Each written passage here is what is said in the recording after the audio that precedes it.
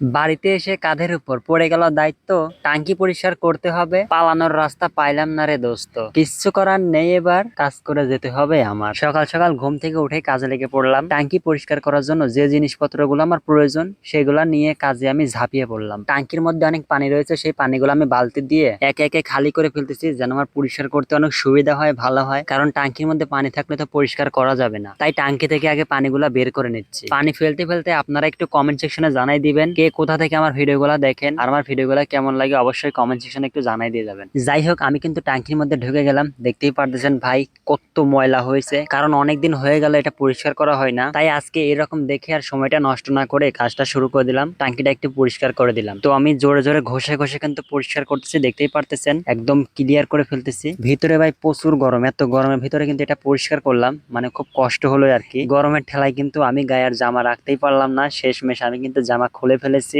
ঠান্ডা পানি গায়ে ঢেলে নিলাম। By the way guys, ignore my plastic body. পুরো ট্যাঙ্কি আস্তে আস্তে পরিষ্কার করে কিন্তু ক্লিয়ার করে ফেলেছি। এখন আমার কাজ কিন্তু একদমই শেষ। এখন আমি লাস্ট ফিনিশিং যে পানিগুলো আছে সেগুলো বের করে ফেলে দিচ্ছি। তো আজকের ভিডিওটা কেমন লাগলো অবশ্যই কমেন্ট সেকশনে জানাই দিয়ে যাবেন। আর যে যে এখনো আমার চ্যানেলটি সাবস্ক্রাইব করেননি, পেজটি ফলো করেননি, দ্রুত ফলো করে দিয়ে যাবেন। আল্লাহ হাফেজ, আসসালামু আলাইকুম।